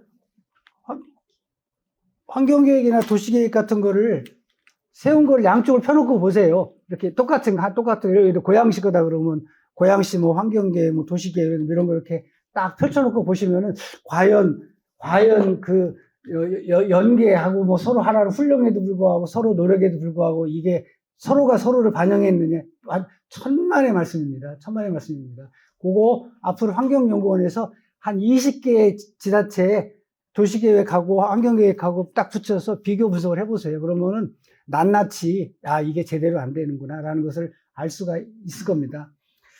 근데 이게 그렇게 이제 사실은 이 국토계획, 특히 도시계획하고 환경계획이 참 같이 살기가 어려운 이제 구조입니다. 그죠? 구조입니다. 그래서 그런데 제가 보기에는 뭐 사실은 뭐 국토계획도 할 말이 있어요. 모든 도시계획은 환경성을 내재화시킨다. 그러면 환경계획 필요 없습니다. 그죠? 뭐 환경성 다 내재화시키는데 마찬가지로 환경계획도 전향적으로 나가서 우리 환경계획은 개발을 위한, 그죠? 친환경 개발을 위한 툴을 제공하겠다. 그러면은 이제 서로가 접점을 찾는데 이제 실질적으로 이제 그렇게 안 됩니다. 그래서 결국은 국토계획, 도시계획은 최대한 환경성을 내재화해야 되고, 뭐 다 포함되어 있다는, 우리 계획에 다 환경이 포함되어 있다는데 뭘 뭐 따질 일이 있나요? 그 대신 이제 환경계획은 어떤 일이 있어도 무조건 개발이나 어떤 더 이상의 뭐를 우리가 막는 게 아니고 최대한 좋은 기법을 우리가 환경적으로 알려주겠다. 그걸 적용해라. 이렇게 해서 서로가 접점을 찾아야 되는데 지금 아까 이제 우리 홍 박사님 말씀하셨지만 우리 환경계획 수립을 할 때 환경계획 이제 지침이 있습니다. 그 다음에 도시계획 수립을 할 때 도시계획 수립 지침이 있어요. 뭐 책입니다. 한 권의 책들이에요. 책들. 근데 그거를 그대로 따라서 해야지 이제 승인을 받기 쉬우니까 실제적으로 저도 이제 수립해봤지만 수립하다 보면은 아까 말씀하신 따붙이기도 별 문제가 없습니다. 막 따붙이기 해도 왜 하라는 절차대로 그 수립 지침대로 하면 되거든요. 그러다 보니까 이게 나중에 이제 이렇게 해놓고 나면은 거의 모든 시군이 비슷한 내용, 비슷한 주장, 비슷한 계획이 수립되는 겁니다. 그러니까 뭐 실제적으로 우리가 이렇게 오랫동안 계획 수립에 대한 경험도 있고 그에 따라서 많이 했는데도 불구하고 우리는 아직도 이제 약간 배고픔을 느끼는 게 아닌가 하는 생각입니다. 자, 환경계획과 도시계획의 차이는 뭐 그렇고요. 근데 제가 환경계획 쪽에서 이제 주로 이제 활동을 하니까 말씀드리는 게 환경계획과 도시계획이 어디가 발전했냐 그러면 저는 압도적으로 도시계획이 발전했다고 봅니다. 왜 그러냐면요. 도시계획 분야는 국토계획 도시계획이 더 하는 분들이 영리합니다. 왜 영리하냐? 이 사람들은 어떻게 사람에게 접근하는지를 잘 아는 거예요. 그래서 용어 하나를 만들더라도 쉽게 누구든지 알 수 있게 만듭니다. 근데 우리 환경계획하는 우리는 그 용어도 어려워요. 용어가 어려워. 아리백. 누가 아나요? 아리백을? 모릅니다. 근데 도시계획, 우리 도시재생이라는 기가 막힌 말, 원래 있는 말이지만 기가 막히잖아요. 대부분 알잖아요. 그죠? 근데 우리는 환경계획에서는 생태계 서비스. 얼마나 어려운 개념인가요? 어려우면은 사람들 머릿속에 박히지 않으면 그것이 결국은 이제 우리의 그 확산이 되기 어렵거든요. 그래서 앞으로 환경계획, 환경연구원은 아주 쉬운 용어로 보편을 일반화시키는 게 되게 중요합니다. 우리 KI에서 나오는 연구 보고서를 보면은 용어들이 너무 어려워요. 그 다음에 막 뭐 다 이렇게 외국 걸 갖다 이제 이렇게 압축해서 영어 약자를 해줘야 되니까, 야, 이거를 나도 잘 모르겠는데, 이거를 보고서 공무원이 이걸 보고서, 그 다음에 뭐 시장 군사님이 이걸 보고서, 이거 뭐 어떻게 뭐 알 수가 있겠나. 하여튼, 더욱더 쉬운 쪽으로 좀 모든 계획, 환경계획 분야는 가야 된다는 생각을 좀 해주고, 용어를 쉽게 하는 건 되게 중요한 겁니다. 그래서 이거 갑자기 보니까 생각이 나서 말씀드린 거고요. 자, 이제 탄소 중립 시대에는, 도시가 제일 중요하지 않나요? 아니라는 분들이 있는데, 결국 탄소 중립 시대에는 제가 보기에는 도시가 제일 중요합니다. 그래서 도시를 이용해서 탄소 중립을 해야겠다. 그러면 결국 환경 계획도 도시의 환경 계획 쪽으로 이제 많이 밀고 들어가야 됩니다. 그래서 지금 여러분들 지자체의 환경 계획은 5만 가지를 포함을 합니다. 우리 환경계획 수립 가이드라인 지침에 그렇게 돼 있어요. 다 하라는 대로 해주세요. 하다못해 개구리부터 해가지고 모든 걸 다 다룹니다. 그러다 보니까 도시라고 하는 것은 거기에서 이렇게 우리 차지하고 들어갈 수가 없고, 탄소 중립 도시 계획은 아직도 없잖아요, 법에. 그렇죠? 탄소 중립 기본 계획은 있지만 지자체 탄소 중립 도시 계획은 우리나라 탄소 중립 기본법에 의해서 없습니다, 지금. 그래서 지금 탄소 중립 도시 계획이 앞으로 법제화 될지는 모르겠지만은, 탄소 중립 도시 계획이 법제화가 되면 결국은 환경 계획, 도시 계획, 탄소 중립 도시 계획 세 개의 트랙으로 가야 되잖아요. 만약에 탄소 중립 도시 계획이 법제화 안 된다 그러면은 이제 결국 환경 계획이 탄소 중립 도시 계획을 받아줘야 됩니다. 근데 아까 홍 박사님은 욕심이 생기신 거잖아요. 그래서 탄소 중립 계획도 도시나 국토계획에서 이제 가져오시겠다는 생각을 가지신 거예요. 그렇죠? 근데 실제적으로 지금 탄소중립 기본법 자체가 탄소중립 기본계획을 세우게 돼 있지 탄소중립 도시계획을 세우게 되지 않거든요. 근데 이걸 이제 환경부와 KI가 노력을 하셔가지고 늦기 전에 빨리 따로 띄든지 아니면은 환경계획에 붙여서 이렇게 하는 노력이 좀 필요한데요. 그래서 도시는 결국은 이제 이렇게 우리가 도시가 탄소중립 하려면은 모양도 바뀌어야 하잖아요. 그죠? 도시 모양도 바뀌어야 되고, 그 다음에 이제 도시에서 활동, 산업이건 사람이건 활동도 좀 바뀌어야 되고, 그 다음에 이제 도시에서 환경이나 생태를 관리하는 것도 바뀌어야 됩니다. 근데 이런 걸 다 보면은 결국은 이런 걸 다 보면은 결국은 뭐냐? 공간이 바뀌어야 되는 거예요. 공간 자체가 바뀌어야 되는 겁니다. 공간 자체가. 그죠?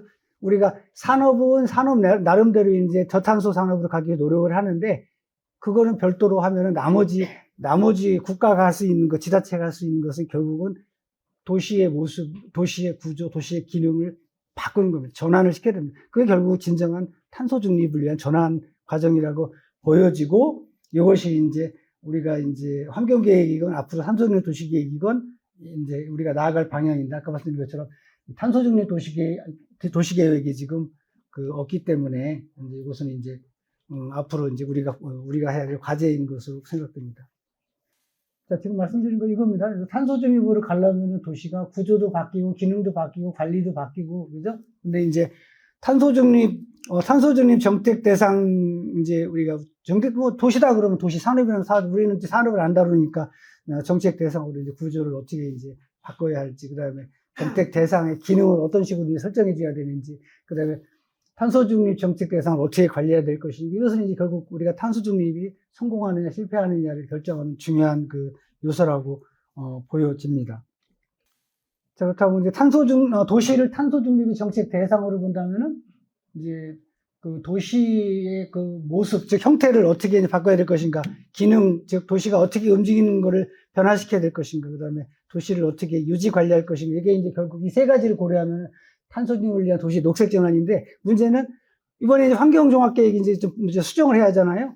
그럼 환경종합계획 수정을 할 때 과연 이런 도시적인 차원을 넣을 수가 있을지, 그죠? 넣으면은 또 우리가 환경 공간, 그다음에 공간 계획이라고 하는 또한 이 문제를 제기했을 때 우리가 이제 어느 정도 커버하면서 그걸 가지고 우리 도시를 녹색으로 전환하는데 환경종합계획이 역할을 있게 할 수 있을지라는 것이 이제 하나의 과제라고 좀 생각됩니다. 근데 제가 보기에 우리가 도시라고 하는 공간 기반의 탄소 중립은 결국은 구조는 우리가 환경계획에서 구조를 다룰 수는 없습니다. 그렇잖아요. 우리가 국가환경계획이나 우리 지자체 환경계획을 수립하면서 야 도시를 이렇게 바꿔 이렇게 뭐 밀도 조정 이거는 이제 우리가 이제 한계가 있는데 이것은 결국 도시계획의 역할입니다. 즉 국토계획, 도시계획의 역할입니다. 그리고 대신 환경계획이 할 역할은 환경계획은 분명히 법정 계획임에도 불구하고 법적 효력이 있나요? 여러분 환경계획을 어겼다고 그래가지고 감옥 가거나 징계받는 공무원도 보셨어요? 도시계획은 위반했다든지 어기면 감옥도 가고 그렇죠? 시장 군수도 잘리거든요. 근데 환경계획 어겼다? 저는 처벌받는 사람을 보지도 못했습니다. 그러니까 즉 강제성이 없는 법정계획임에도 불구하고 강제성이 없기 때문에 왜 강제성이 없느냐? 환경계획을 통해서 할 수 있는 일이 없었거든요. 행정적으로 선언적으로 할 수 있지만은 실제적으로 공간에 뭘 내가 일을 해야 되는데 할 수 있는 게 없었어요. 왜 그러냐? 즉 환경계획의 환경계획은 자꾸 이제 우리는 정책계획이야 정책만 다루는데 하는데 말로만 정책보다 더 중요한 거는 실제적으로 일어나는 일이거든요. 그러면 환경계획이 실제적으로 핵심적으로 해야 될 대상을 못 잡았었습니다. 그래서 우리 요즘에 최근에 저희들 생각에는 환경계획이 시설적으로 갈 수 있다. 도시에서 환경계획이 시설적으로 갈 수 있다. 그래서 이제 우리 기후생태 도시시설 아니면은 탄소중립 도시시설 이런 시설적으로 환경계획이 도시에 들어갈 수 있다. 이렇게 이제 보여지고요. 그 다음에 또 환경계획이 또 할 수 있는 거는 이겁니다. 우리 관리입니다. 우리 도시의 환경을 관리하고 하는 것은 우리가 환경계획 충분히 할 수 있거든요. 그래서 이건 우리 국토계획이나 도시계획과 서로 충돌성도 없고 그러니까. 근데 이런, 어떻게 하면 도시라고 하는 공간에서 환경 관리, 환경 어떤 기술 이런 걸 갖다가 이제 서로 연계해가지고 관리하느냐. 이것은 이제 그 환경 거버넌스입니다. 도시의 환경 거버넌스. 그래서 요 세 개, 즉, 도시계획과 환경계획과 거버넌스가 이렇게 잘 붙으면은 결국은 탄소 중립을 위한 도시의 공간 전환은 아마 이제 가능할 것이다라고 이제 생각됩니다. 요거는 그냥 정책 기준을 한번 생각해 본 건데요. 우리가 탄소 중립 전환이 이제 성공하려면은 도시를 탄소 중립을 달성하는 목표를 도시를 삼아야 됩니다. 우리는 지금 7대 우리가 정부에서 7가지의 탄소 중립을 7가지 이제 전략 부문을 설정을 했는데 도시 안에 있는 활동들은 있잖아요. 도시 안에 활동들이 있는데 도시라고 하는 전체 구성을 보진 않습니다. 그래서 제 생각에는 7가지 플러스 도시 이렇게 하여튼 도시 자체가 탄소 중립 정책의 대상이어야 된다. 지금은 그렇지 않거든요. 도시에 따라 다르잖아요.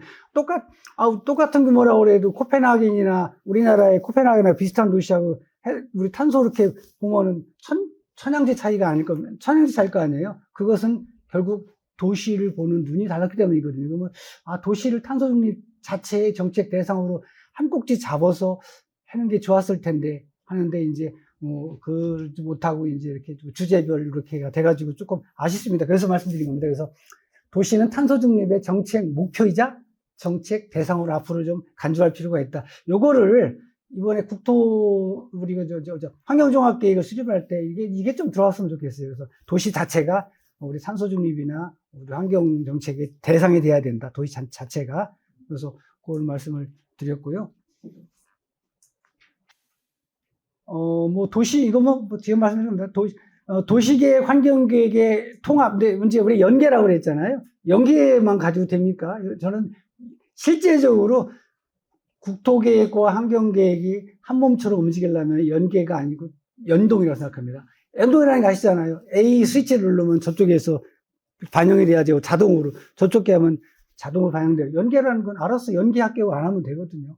근데 연동이라는 건 자동으로 이렇게 움직여야 되잖아요. 그래서 연동 체계로 가야 된다. 근데 이제 법적으로는 여러 가지 이제 문제가 이제 많이 있어가지고 좀 어려울 수 있는데 하여튼 국토계획과 환경계획의 통합이란 말 대신에 국토계획과 환경계획의 연동 체계로 이제 우리가 좀 나가야 된다라는 생각을 갖고 있습니다. 이거는 뭐 쭉.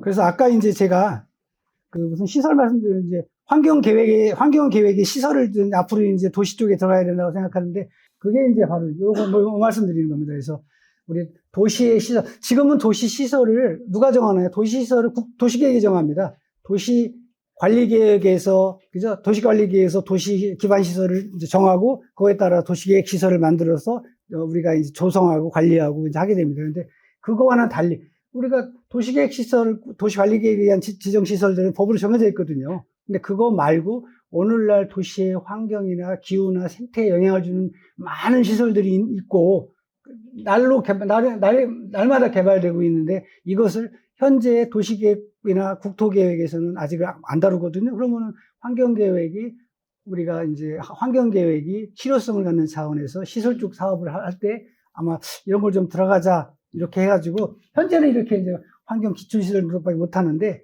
이런 거 가지고는, 여러분, 이거 가지고 뭐 할 수 있을까요? 이거 뭐 이런 걸로는 아직 멀었잖아요. 탄소중립 시대에는 이제 옛날 거니까. 그래서 환경계획시설 쪽에 이제, 좀 말씀을 드리는 겁니다. 그래서 제가 이렇게 나름대로 주장을 한 거고요. 요게 다행히, 뭐 이런 겁니다. 이런 거 많이 있습니다. 뭐 많이 있잖아요. 이런 거 도시계획에서는 지금 안 하잖아요. 그쵸? 대표적으로 제가 말씀드리는 게, 우리 그 주차장, 우리 주차 빌딩도 있는데, 별것도 아닌데 차 때문에 이런 막 빌딩 하나 사서 막 자잖아요. 근데, 그거 웃긴 게, 공원이나 녹지는 중요한데도 불구하고, 공원이나 녹지는 별것도 아닌 걸로 보잖아요. 그래서 심지어는 아파트에 필요한 기본적인 대지 조경 면적이 부족하면 옥상에다가 쓰지도 않는 잔디 깔아놓고서 대지 조경을 법적으로 인정해 줘 버리거든요. 아니, 그런 세상에 이 빌딩에다가 공원 만들어서 사람들 쓰게 하면 안 되나요? 그거 돈 안 들거든요. 제가 건축하는 사람들 물어봤더니 돈도 안 들고, 나무도 10층, 20층 가도 나무 안 죽는 나무가 많답니다. 그래서 그런 것들을 국토부는 안 하니까, 국토부는 주차 빌딩만 다루잖아요. 그래서 우리가 환경계획에 의해 가지고 그걸 갖다 시설 사업을 하자, 이렇게 이제 말씀을 드리는 거고요. 그런 것들은 일반적으로 국토부가 가지고 있는 도시 기반 시설하고 저희들이 주장하는 환경계획을 통해서 세워야 되는 시설들은 서로 목적이 다르거든요. 그죠? 목적이 다르잖아요. 그죠? 국토계획에 의한 시설들은 대부분은 옛날에 만들어진 것들이라서 아무래도 기후 이쪽에는 좀 좋지 않잖아요. 그래서 이거를 이제 우리 이런 시설로 해서 이렇게 좀 커버할 수 있다, 상쇄할 수 있다라고 보여지는데, 너무나 다행히 이번에 제가 며칠 전에 KI 연구 보고서를 받았는데, 여기서 이 탄소중립 기반 시설이라는 연구를 했더라고요. 너무 좋은 게, 왜 그러냐면은, 여러분들, 5분 내에 끝내겠습니다. 우리 국토부나 도시계획이 환경계획보다 실제적으로 어차피 환경부는 이제 정책부서 이제 사업개발부서 좀 아니니까 그렇지만은 더 일을 잘하는 게, 국토부는 법을 만듭니다. 법을 만든 다음에 반드시 그걸 할 수 있는 사업을 싹 집어넣어버려요. 교묘합니다. 굉장히 연명한 거죠. 예를 들어서 도시재생법을 만들면서 도시재생 기반시설을 법으로 만들어버렸어요. 스마트 도시법을 만들면서 스마트 도시 기반시설을 법으로 만들어서 이게 스마트 기반시설이야. 이거에 따라 산업도 같이 움직여. 그러니까 법을 만들면은 시설이 따라오고, 그 시설이 따라오니까 산업도 만드는데, 우리 지금 이번에 탄소중립 기본법 열심히 해서 만들었는데 거기에 탄소중립 기반시설이 있나요? 뭔지도 모르는 거예요. 그러니까 지금 우리끼리 그냥 큰 틀에서 그냥 얘기하다가 말지, 도시 쪽에 우리가 할 수 있는 일을 그러니까 오늘날 지자체가 탄소중립 할 수 있는 뭐 있고 그러면 수송하고 주택밖에 없다고 그러잖아요. 우리 예를 들어서 고양시가 할 수 있는 거는, 우리 할 수 있는 건 별로 없어. 그냥 교통하고 주택밖에 없어. 탄소중립. 이렇게 하면은 탄소중립이 잘 되겠습니까? 그래서 결국은 이번에 이런 KI가 이 탄소중립 기반시설을 만들었으니까 탄소중립 기본법에다가 팍 집어넣어서 탄소중립 기반시설 이거다. 이거를 법으로 하도록 하고 산업을 육성시키도록 하면은 이게 이제 환경 계획을 통한 여러 가지 이제 국토 개발에 대한 여러 가지 또 보완적인 또 일을 할 수 있기 때문에 조금 아주 고무적입니다. 그래서 이게 더 좀 확대됐으면 하는 생각입니다. 그다음에 스마트 도시 관리는 뭐 결국은 이제 환경적으로는 스마트 도시 관리라는 말씀드리고요. 이거 마지막으로 말씀드리겠습니다. 환경부나 환경계획이나 모두 다 이제 거버넌스나 이런 주민 참여를 다 강조를 하는데, 오늘날 우리가 정신을 지배하는 자가 실제적으로 세상을 지배하잖아요. 그렇다고 보면 오늘날 세상에서 보면은 사이버 세상을 지배하면 결국은 환경 쪽에도 큰 이 베네핏이 있습니다. 그래서 환경부가 앞으로는 거버넌스를 사이버 거버넌스 쪽에 집중적으로 매달리자. 사이버 거버넌스에 의한 환경 효과가 더 클 거라 생각을 하거든요. 그래서 환경 계획에 이런 것도 집어넣자. 그죠? 그래서 이런 그냥 이상한 말씀을 드리고 우선 요거는 이제 장기적인 이제 이렇게 제안인데요. 이렇게 되면 좋겠지만은, 그죠? 이제 장기적으로 보시자고요. 이렇게 관련될 수 있을지. 그래서 요것으로 발표를 마치겠습니다. 네, 회장님 발표 감사드립니다. 또 도시 그리고 환경의 통합을 넘어서 이제 연동을 통해서 탄소 중립 도시 이렇게 도성으로 이제 전환되는 것을 이제 제안을 해주셨고요.